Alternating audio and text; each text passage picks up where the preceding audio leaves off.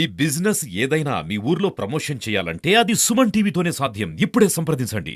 నమస్తే, welcome to Suman TV. నేను శివరాజ్ శంకర్. ప్రస్తుతం మనతో పాటు ప్రముఖ ఆధ్యాత్మికవేత్త, ప్రముఖ ప్రవచనకర్త శ్రీ కేవి కోటేశ్వరరావు గారు ఉన్నారు. వారితో మాట్లాడి ప్రస్తుతం కొన్ని ఆధ్యాత్మిక సంబంధించి కొన్ని విషయాలు చర్చిద్దాం. నమస్కారం గురుగారు. నమస్కారం. సో ధర్మం గురించి మాట్లాడారు కాబట్టి రామాయణం గురించి ఇక్కడ రామో విగ్రహ ధర్మ అని చెప్పేసి ఒక సందర్భం ఉంది. చాలా ప్రఖ్యాతి గాంచిన సందర్భం అది. అది అన్న వ్యక్తి ఏంటి, అసలు ఆ సందర్భం గురించి ఏం చెప్తారు? రామాయణంలో అరణ్యకాండలో కనపడుతుంది.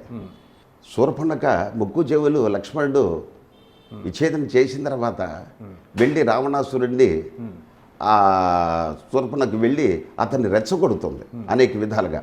ఎందుకని రాముడి మీద మనసు కలిగి ఉంది, కామరూపిణి కాబట్టి ఆ కోరికలతోనే ఉంది. నాకు దక్కని వాడు దానికి దక్కడానికి వీళ్ళే సీతని. ఎందుకని సీత వృద్ధురాలు, ఏం పనికి వస్తుంది నీకు అని చెప్పని అన్నది. ఇక్కడికి వెళ్ళి నీకోసంగా సీత చాలా అందమైందని చెప్పని రావణాసుడు మదిలో లేని విషయాలన్నీ కూడా చొప్పించి రాముడి మీద కక్ష తీర్చుకోవడం కోసంగా ఏదో విధంగా రావణాసుడిని తీసుకొని రావాలి. అతనికి దక్కటానికి వీల్లేదు, నాకు దక్కనప్పుడు అతనికి దక్కడానికి వీల్లేదని చెప్పనని వెంటనే ఆ సీత మీద దృష్టి పెట్టేట్టు చేస్తుంది. ఇప్పుడు దీనికి ఏంటి, యుద్ధం లేకుండా అప్పటికే 14,000 మంది రాక్షసుల్ని, త్రిశూరుడిని, కరదూషణాదుని వీళ్ళందరినీ సంహరించి అవతల పడేశాడు. ఒక్క మనిషి ఒక్కడు నేల మీద ఉండి అందరినీ సంహరించాడు.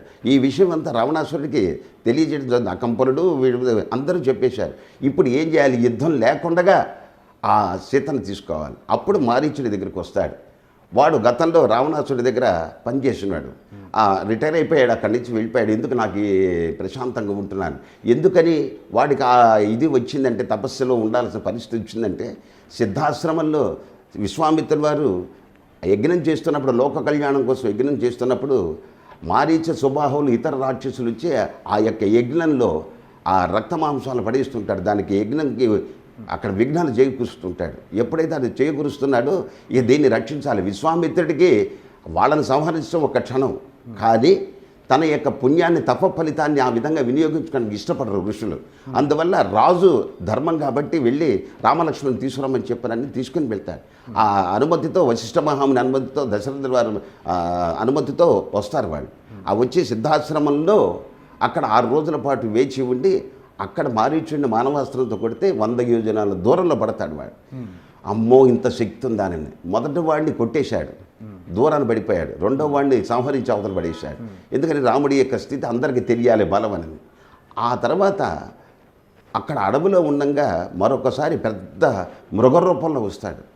ఇతర రాక్షసులు కొంతమందిని వెంట పెట్టుకుని రాముడిని భయం చేయాలని, బెదిరించాలని, ఆ భయపెట్టేటి చేసేటట్టుగా ఉంటే ఏంటి అనేది.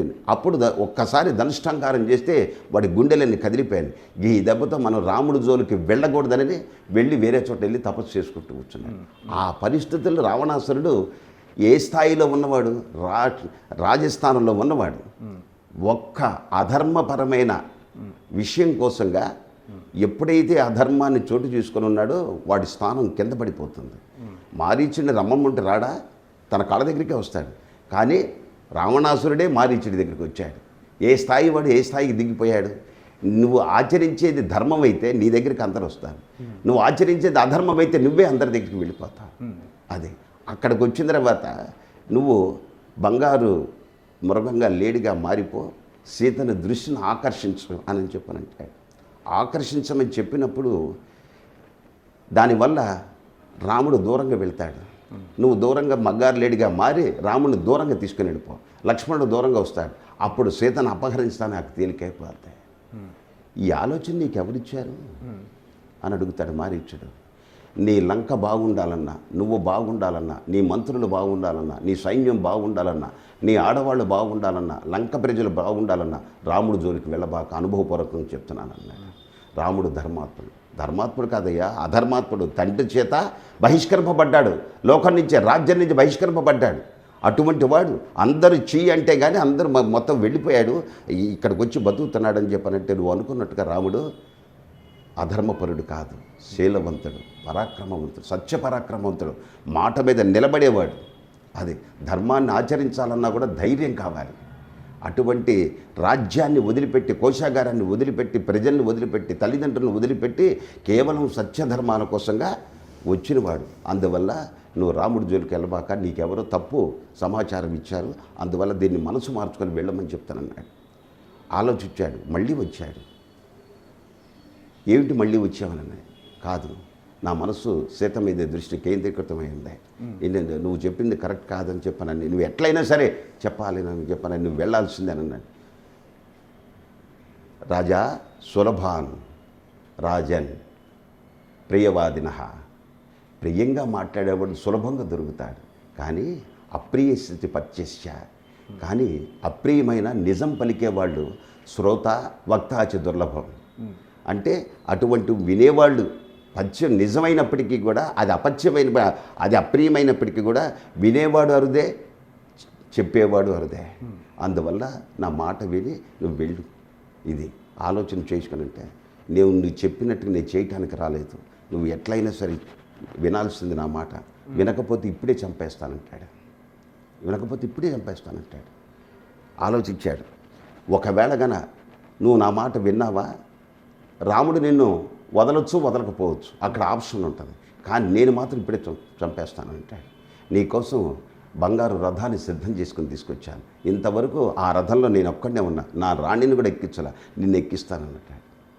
కంచెరగాడితో పూజన ఆ యొక్క రథం మీద ఎక్కిస్తానంటాడు, అధిరోహించేట్ చేస్తాను, ఇది నీ అదృష్టం అని అంటాడు. దాన్ని అట్ట చూస్తాడు, ఇది రథంగా లేదు, నన్ను మోసుకెళ్ళే పాడిలా కనపడుతుందని అంటాడు. అంటే ఇది చివరి క్షణాలనే విషయాన్ని తెలియజేస్తుంటాడు. అప్పుడు ఆలోచన పెడతాడు, వీడి చేతిలో చావటమా, రాముడి చేతిలో చావటమా? అక్కడ వీడి చేతుల్లో చచ్చి నరకానికి వెళ్ళే బదులుగా పాపాత్ముడి చేతిలో చావకూడదు, పుణ్యాత్ముడి చేతిలో, ధర్మాత్ముడి చేతిలో చస్తే బాగుంటుందని, అప్పుడు నువ్వు చెప్పినట్టు చేస్తానని చెప్పనని.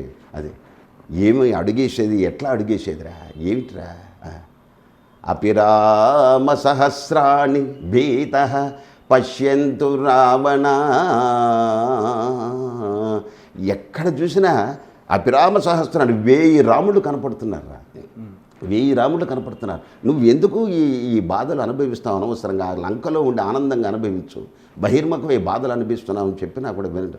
అప్పుడు చెప్తాడు రాముడు, ఒక్క మాట చెప్తాను నేను, రామో విగ్రహవాన్ ధర్మ సాధు సత్య పరాక్రమ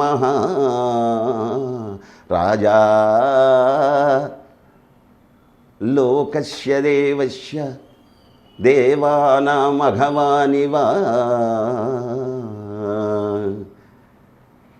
లోకానాం నాదస్య. అది ఎవరయ్యా అని చెప్పానంటే, రాముడు మూర్తీభవించిన ధర్మం అని మారీచుడు చెప్తాడు రావణాసురుడితో. ఒక రాక్షసుడు రాముడిని పొగుడతాడు. అంటే రాముడు ఎవరు అనేది తత్వపరంగా తెలుసుకున్నవాడు రాక్షసుడు. మన మానవులం రాముడు ధర్మస్వరూపుడు అని చెప్పి ఎందుకు చెప్పలేకపోతున్నాం? మనం రాక్షసుల కన్నా హీనంగా ఏమో నేను అనలేను, ఎందుకంటే ప్రతి ఒక్కరిలో కూడా దైవమే ఉంది. ఎందుకని? రామో విగ్రహవాన్ ధర్మ, రాముణ్ణి ఎట్లా అంటే ధర్మం మొత్తం ఒక మూసలో పోసినట్టయితే రాముడి యొక్క విగ్రహం వచ్చింది.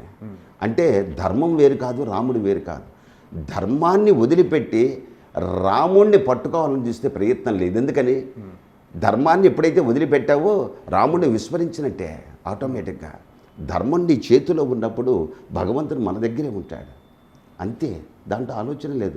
అందువల్ల రాముడు ఎవరు అనంటే మూర్తీభవించిన ధర్మం అన్నాడు. మూర్తీభవించిన లోకానికి నాథుడు. ఎట్లాగంటే దేవతలకి ఇంద్రుడు ఏ విధంగా నాథుడో అలాగే ఈ లోకాలన్నిటికీ కూడా ఆయన నాథుడు అని అన్నాడు.